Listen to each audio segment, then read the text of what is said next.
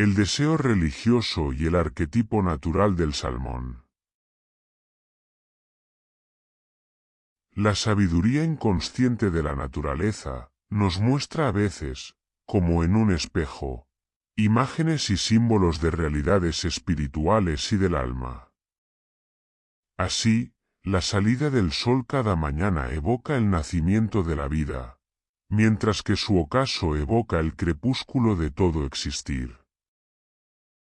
Además, esta estrella que nos preside, está muriendo a chorros a sí misma a cada instante, consumiendo cantidades ingentes de energía, que le llevan a una lenta extinción. Con ello, puede dar luz y vida a los millones de seres que pueblan el planeta. Un morir que da la vida, una imagen de la generosidad propia del amor, que vemos inscrita en nuestra estrella y en otros ejemplos del universo físico y animal.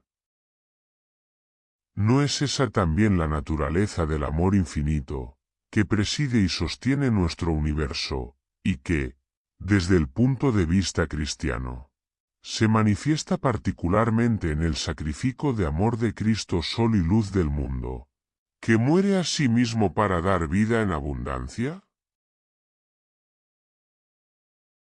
La historia del salmón. Pocos ignoran la sorprendente historia del salmón, ese gran pez de ríos y mares, cuya epopeya ascensional evoca uno de los arquetipos más profundos de la naturaleza. La referencia innata de la criatura al Creador. Había nacido en las fuentes de los ríos, en las altas montañas, en un paraíso incontaminado de rocas vírgenes y aguas de cristal. Allí transcurrió la primera etapa de su vida, en la felicidad inconsciente de la infancia, fusionado con la madre naturaleza, que le acogía en su seno cubriendo sus necesidades, como una imagen de la providencia divina. Poco a poco fue creciendo, y su identidad empezó a afirmarse. La vida se le ofrecía, entonces, como un campo abierto colmado de futuro y de posibilidades inéditas, sin más límite a las mismas que su capacidad soñadora. Hasta que un día, buscando su autorrealización, se lanzó río abajo por la pendiente deslizante, alejándose para siempre de la infancia, y del nido que le vio nacer, sumergiéndose en el gran océano, en las anchas aguas del mundo. Hasta aquí, su vida no ofrece ningún misterio, y es una ilustración más del paso, que en todos se verifica, de la infancia a la adolescencia, y de esta a la edad adulta. En adelante, según dicen, su vida se desarrolla en las frías aguas del norte, entre Noruega e Islandia. O también, según algunos, en el mar de los Sargazos. Ese inmenso entramado de algas situado en el corazón del Atlántico, que evoca la complejidad de nuestro mundo, con su tupida red de relaciones e intereses, a veces confesados, y tantas veces inconfesables. Poco importa si su existencia era hasta entonces feliz o desgraciada. Poco importa si en su memoria anidaba o no una vaga nostalgia de los días de su niñez. Lo cierto es que, en un momento dado, algo ocurre y hace clic en su interior, cambiando de orientación la brújula interna de su alma. Algo se enciende, una luz, un despertar, una toma de conciencia. Algo que se parece a una conversión. Y con ello, un impulso irreprimible de partir, de volver al origen mismo del que había surgido. A partir de ese momento, inicia una de las aventuras más admirables que podamos hallar en el libro de la naturaleza.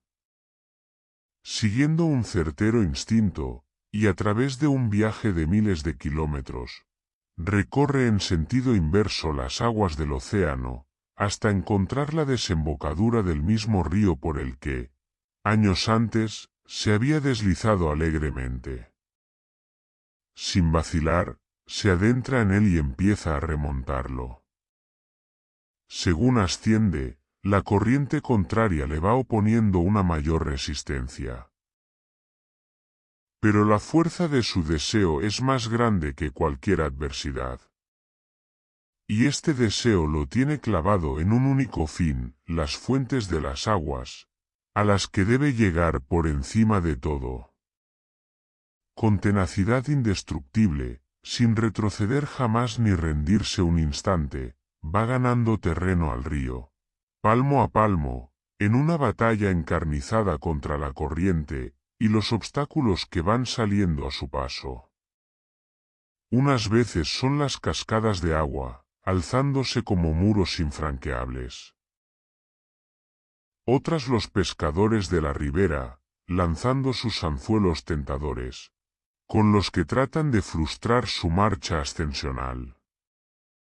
O los osos del bosque, que en las partes altas del río, salen en busca de una presa fácil, aprovechando la escasa profundidad de las aguas, y el evidente agotamiento que, por entonces, muestra el menguado número de ejemplares, que va logrando acceder a esos niveles. Muchos dejarán la vida a lo largo del camino. Solo los que tienen la suerte de alcanzar el fin, poco menos que exhaustos, y casi con la mitad de su peso perdida por el tremendo esfuerzo, pueden asistir al último acto que corona la Odisea, el baile nupcial, el desposorio y tras este último, la muerte. La muerte en el lugar mismo del origen. La fuerza del símbolo. El poder simbólico de esta Odisea se revela en cada una de sus etapas. En primer lugar, hay que resaltar la fuerza de la llamada interior, y la atracción irresistible ejercida por el origen en el fondo del alma. Imposible no escuchar, no partir y volver a las fuentes primordiales, al lugar donde nace y se consuma la vida. Donde nace y se consuma, y no solo donde nace, porque el retorno al origen, que llama y atrae, es al mismo tiempo, y de modo misterioso, un viaje hacia la consumación y el destino último de la existencia. El origen divino del que todo surge, es al mismo tiempo, el fin al que todo tiende y aspira a llegar, para completar su realización. Todo sale de Dios, como Padre y origen, y a Él retorna como destino y fin.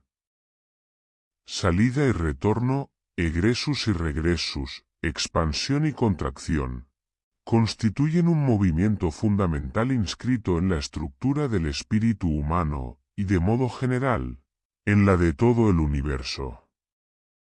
Ahora bien, si origen y fin son lo mismo, no lo son de la misma manera.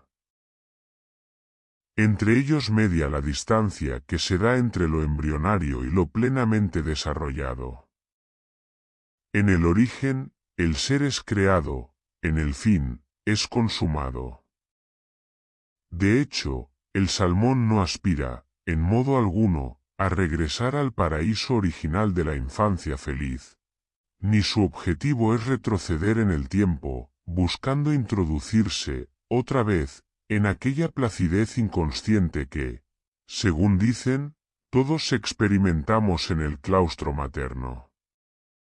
Salió como niño, regresa como adulto. La infancia queda atrás para siempre, y en adelante al hombre solo le es posible completar su ser, desarrollando sus estructuras, más plenamente humanas, de conocimiento y de amor. Y éstas no aspiran, desde luego, a autorrealizarse en una fusión impersonal y difusa con la madre tierra, sino que ascienden hacia otra unidad más elevada, de carácter esponsal, con quien, ahora, es percibido como esposo, y amado. Por eso, al llegar a la cumbre, los salmones se aparean, plantan la semilla de una nueva generación, y mueren, después de entregar el último jugo de su ser. Desposarse y morir. Ese era el objetivo final del deseo, que la voz suscitó en el alma, y el último acto que corona la gran odisea. Una muerte, por supuesto, cargada de fecundidad, que evoca ese morir a sí mismo en el otro, característico del amor, y que es la única muerte de la que sale vida, por ser la expresión suprema del don de sí. Muerte mística también, si se quiere, pues morir a sí mismo en Dios, es el sacrificio de amor más elevado que la criatura puede realizar. Un amor, que es al tiempo cruz desgarradora y crisis de todo el ser, pero en cuyo centro está depositada la semilla de la vida. Si el grano de trigo no cae en tierra y muere, queda infecundo, pero si muere, da mucho fruto. Juan 12:24. El que pierda su vida por mí, la encontrará para siempre. Mateo 10:39. De otro modo, cuando uno no quiere dar su vida, tarde o temprano se la arrancan, y entonces es la debacle del ser. Pero cuando la da, entonces se desposa, y recibe la vida de aquel en quien ha muerto. El deseo religioso o arquetípico. Pero el camino hacia las fuentes es largo, y no en vano tiene la forma de un ascenso, de un desarrollo espiritual poblado de dificultades o, si se quiere, de una purificación, en cuyo término, el mismo origen, que aspira y atrae, se ofrece como paraíso y bien total de su criatura, como el unum necessarium del Evangelio, único que puede colmar las aspiraciones más profundas del insaciable corazón humano. Paraíso divino, escatológico, desproporcionadamente superior al de la tierna infancia, y a todos esos otros paraísos artificiales, que el ancho mar del mundo nos ofrece cada día, con sus anzuelos de pescador o sus voces de sirena. Paraíso entrevisto, difusamente, en la llamada interior que nos despierta de nuestros sueños, y desde ese momento también ya ardientemente deseado. Despierta, despierta tú que duermes, levántate de entre los muertos, y te iluminará Cristo. Efesios 5:4. Y esta es la respuesta del que ha sido herido por la voz. Oigo en mi corazón, buscad mi rostro. Tu rostro buscaré, Señor, no me escondas tu rostro. Salmo 26:2. La separación de Dios abre en el centro del corazón humano una distancia insalvable, un espacio de soledad, que ninguna compañía, por entrañable que sea, puede llenar. Y en esa soledad, un vacío, una oquedad, un sentimiento de carencia de un bien esencial, ausente y no poseído, que ningún otro bien consigue sustituir. Carencia de Dios, paraíso original y bien definitivo, de la que brota la indefinible nostalgia, la insatisfacción permanente, y la inquietud de un corazón que busca, sin muchas veces saber bien, cómo ni dónde, su reposo y su descanso. Es aquí donde encuentra su lugar la tantas veces citada frase de San Agustín. Nos hiciste para ti, y nuestro corazón está inquieto hasta que descanse en ti. Esta es la contradicción que anida en el corazón humano. Una perpetua carencia, que busca una perpetua plenitud, una soledad irreductible, que busca una plena comunión, una distancia insalvable, que busca una total unidad, una inquietud sin reposo, que busca un paraíso y un descanso. Dicen que el hombre es un ser inacabado. Y es precisamente de este inacabamiento de donde le nace su aspiración y vocación más primaria de tender al acabamiento y realización plena en el vivir, en el conocer y en el amar, que constituyen sus estructuras más profundamente humanas. Por ser un viviente, aspira a vivir, y vivir en plenitud, por su capacidad ilimitada de conocer. Aspira a una verdad plena y total, por su capacidad afectiva, igualmente ilimitada. Aspira a unirse y completarse en un bien infinito. La estructura de su corazón marca el sentido de su ser. De ahí el deseo de autorrealizarse conforme a aquello para lo que está estructurado. Este es, pues, el origen del deseo religioso, que se halla presente en todo ser humano. Deseo arquetípico, le llamaríamos en clave de la psicología de Jung, porque pertenece a la estructura espiritual más profunda de nuestra especie. Deseo de Dios como alfa y omega, como bien y verdad originante y conclusiva. Deseo religioso por excelencia, raíz arquetípica del amor, y brújula interna que nos impulsa secretamente hacia el absoluto, marcando el sentido de nuestro ser, su referencia estructural básica, y confiriéndole, de este modo, su vocación primera. Amar a Dios sobre todas las cosas. Sin embargo, no todos identifican la dirección última, a donde apunta la flecha del deseo, ni alcanzan a tomar conciencia de este como anhelo de Dios. Pues la aspiración arquetípica trasciende el nivel de la consciencia cotidiana, de carácter superficial, que sólo experimenta una vaga aspiración, o inquietud, que pocas veces logra referir a lo divino. Para ello, es preciso una toma de conciencia, un despertar y una conversión, punto de partida del retorno o regresus. Será entonces cuando el deseo arquetípico se transforme en amor, consciente y voluntario, plenamente humano. Cuando la voluntad asuma en su libertad, y revierta hacia Dios, el pulso interior del deseo, convirtiéndolo en intención consciente hacia el origen. Aquellos que han arrojado la divinidad del horizonte de su conciencia, sienten únicamente ese vago deseo de felicidad, que todos llevamos dentro, esa carencia existencial, no satisfecha, que cada uno intenta colmar como puede, dirigiendo la flecha de su deseo hacia los bienes que encuentra al alcance de su mano, para dar con ellos, a su vida, un sentido y una realización. Sueños e ideales con los que, tantas veces, tratamos de llenar nuestra existencia, y que no tienen por qué ser malos, pero que sí son insuficientes para un corazón que nunca tiene bastante. Y por eso, tarde o temprano, se nos quedan pequeños o en nada. Es lo que expresaba, a su manera, la famosa canción de los Rolling Stones. I can't get no satisfaction, no puedo encontrar ninguna satisfacción.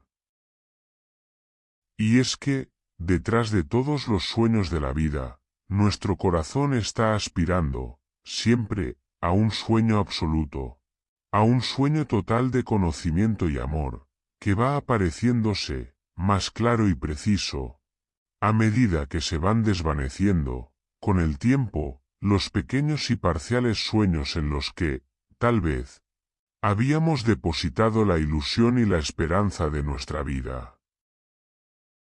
Al final, solo queda el sueño divino, el sueño último, en el que quizá nunca habíamos querido reparar, pero que estaba ocultamente presente, al principio de todos nuestros sueños, atrayéndonos como desde lo secreto, como desde detrás de los sueños parciales de la vida, que se nos presentaban como absolutos y definitivos, incitándonos a detenernos en ellos, como en la meta final. El último sueño no es la última ilusión de una vida sin ilusiones, sino la manifestación de la aspiración fundamental del ser a la verdad y al bien total, al misterio último de todo, origen y fin, que, para darle un nombre, llamamos Dios. Dios como Padre y Madre que nos engendra, como Espíritu que nos aspira y atrae, como palabra que nos pronuncia en cada instante, como voz que secretamente nos llama, evocándose a sí misma en todos los seres que la reflejan, sobre todo a través de la Escritura.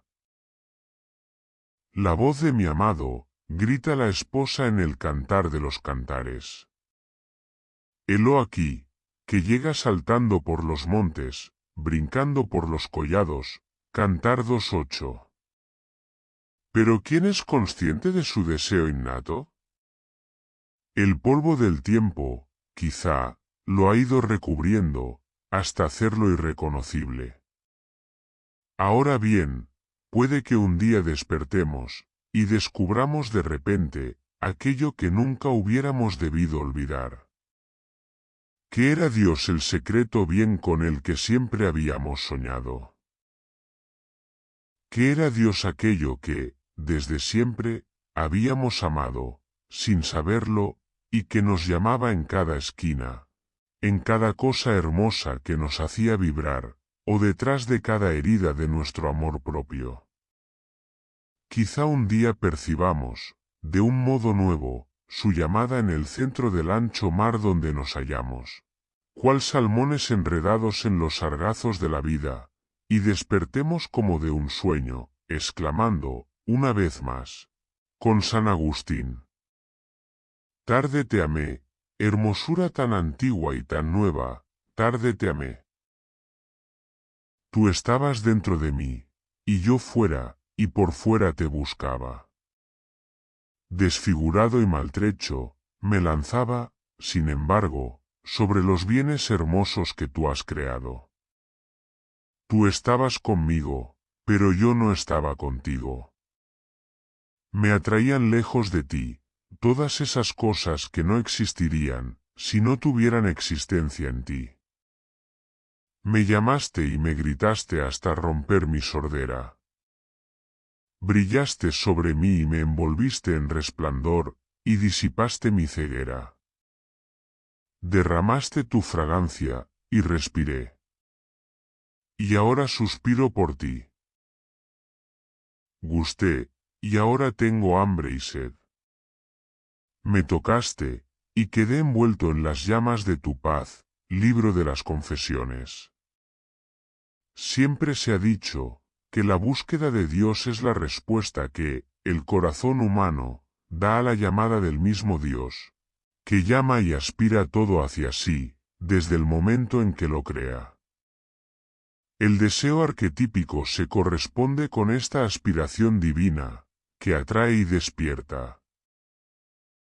El corazón aspira hacia aquel que lo aspira, busca al que lo atrae, invoca al que lo llama, va hacia el que le dice ven.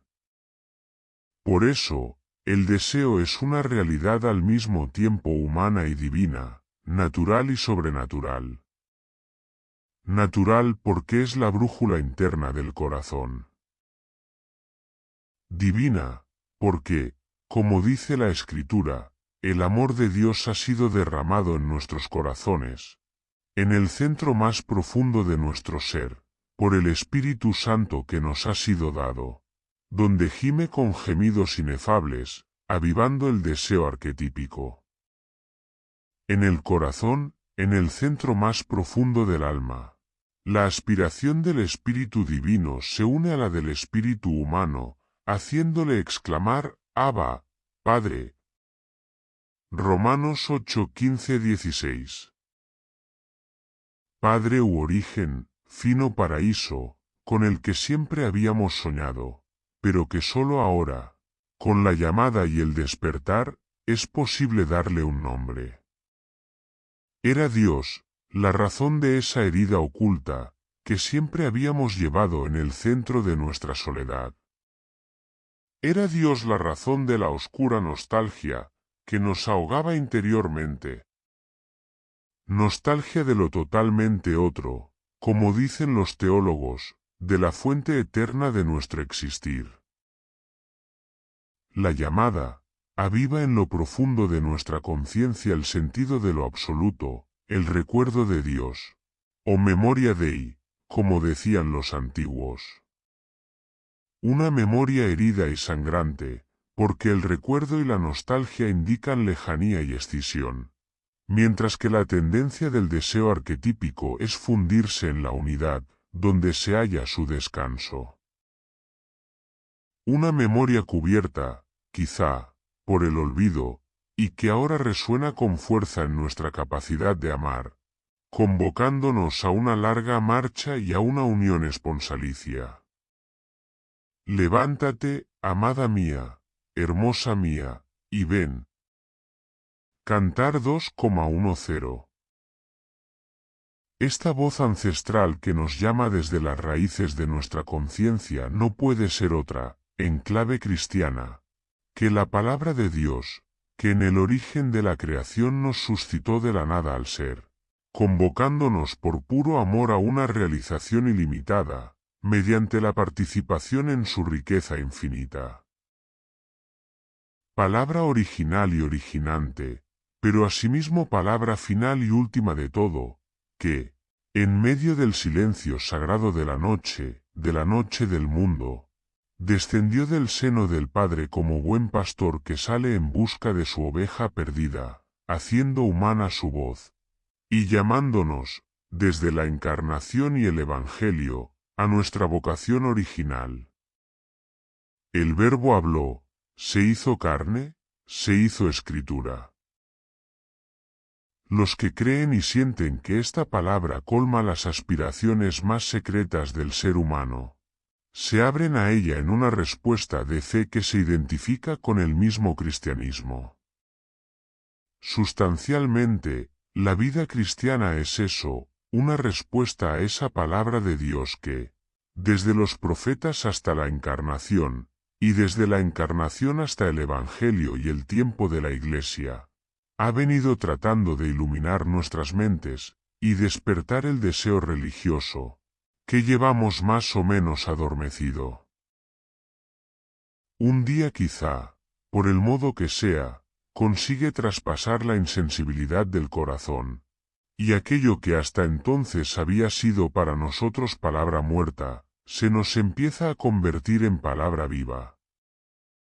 Sin saber tal vez muy bien cómo, nos damos cuenta de que la llevamos grabada en el alma, y que ya no podemos vivir ajenos a ella. Es el inicio de una fe viva, y de una búsqueda de fe que no se detendrá jamás. Una palabra divina, la palabra que anuncia el Evangelio, escribe Luis Bouyer, se clavó un día en nuestro corazón. De repente comprendimos que era a nosotros a quienes llamaba, y partimos a la búsqueda de aquel que llamaba, llamándole nosotros a él, con una llamada en la que todo nuestro corazón, y toda nuestra vida, estaban puestos en nuestra voz.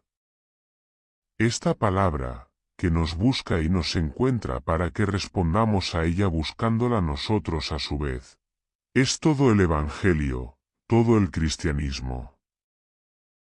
He aquí el fundamento de la vocación humana, desde la perspectiva antropológica del deseo religioso.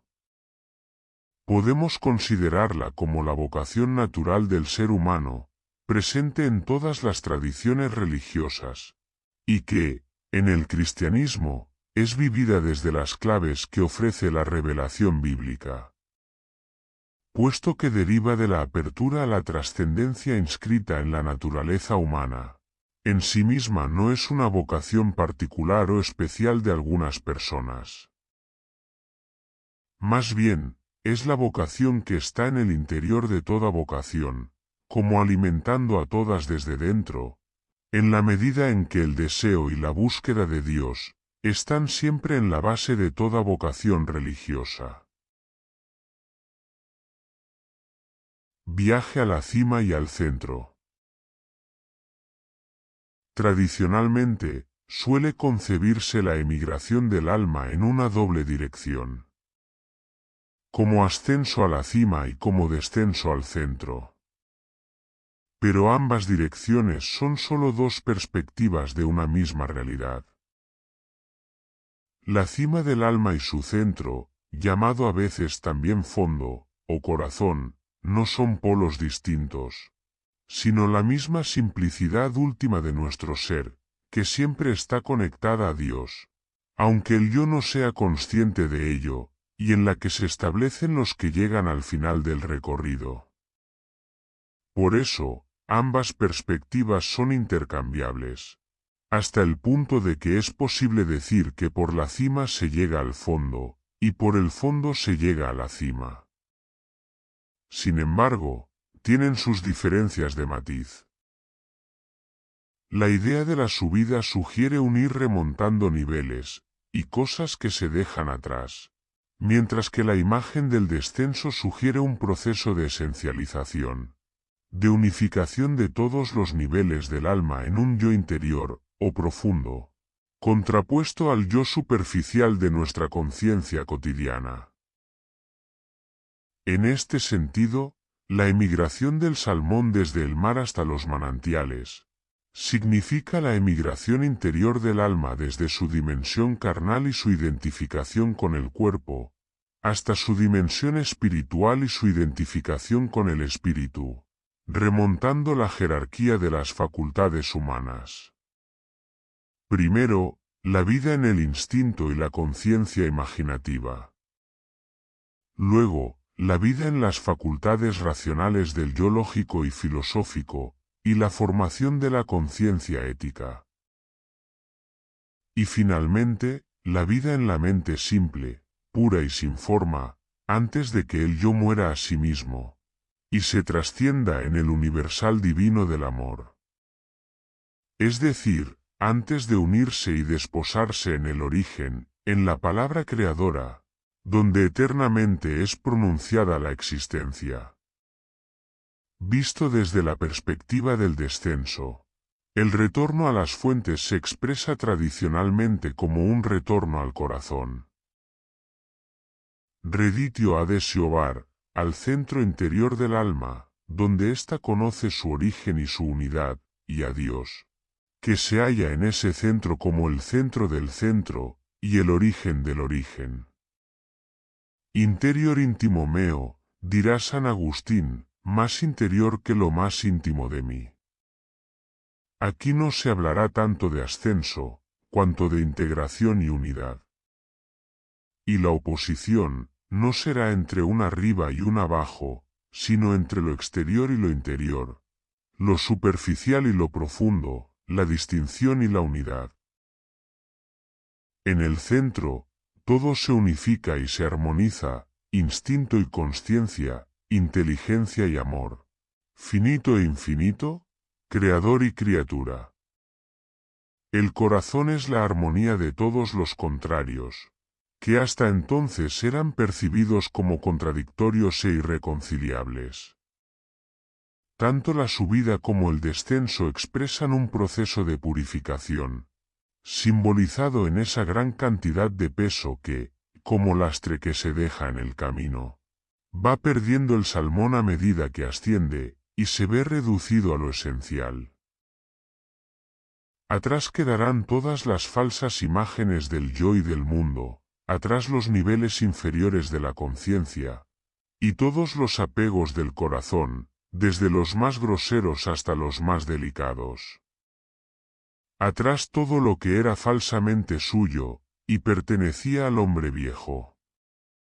Atrás todo, con tal de que no se quede detenido, o perezca en las partes bajas y medias del río, apresado por otros bienes ilusorios. En la cima del alma, solo queda la verdad desnuda en la que fuimos creados. La imagen de Dios, la naturaleza humana participando en la divina, el hombre eterno que llevamos en esta pobreza finita, y que habrá de salir finalmente a la luz, bien sea parcialmente en esta vida, como se realiza en los grandes santos, o enteramente en la eternidad, para todos los que han ascendido de la gran tribulación, y han sido lavados en las aguas que manan del lado derecho del templo, y del costado abierto Cordero de Dios, que quita el pecado del mundo. Salmones de un mismo río. En último término, este camino no es sino la aventura religiosa de la humanidad arrojada del paraíso. Es como el destino del universo. Quizás se sitúe aquí uno de los mensajes espirituales más inteligibles para el hombre y la mujer de nuestro tiempo, que en medio de la oferta interminable de paraísos artificiales, que se venden a buen precio, sienten, quizá como nunca, la soledad y el desgajamiento existenciales. ¿Qué nos queda, después de habernos bebido el mundo como una droga? La Escritura, y los maestros espirituales, nunca han dejado de proclamar que la naturaleza humana está constitutivamente referida a lo divino, y que no hallará realización fuera de esta referencia o intencionalidad. Que el hombre solo es plenamente humano cuando está unido a Dios y transformado en Él, como ocurre en Cristo, y que, mientras viva escindido de su origen, la soledad, el vacío y la carencia, reinarán en su ser contingente. Por eso, lo sepamos o no, en el fondo todos vamos por el mismo río, creyentes y ateos, santos y pecadores, aunque muy pocos lo perciban detrás de tanta violencia de unos contra otros. La Iglesia, las religiones, la humanidad, el conjunto de la creación. Todo asciende por la corriente de la historia hacia el alfa y omega del mundo.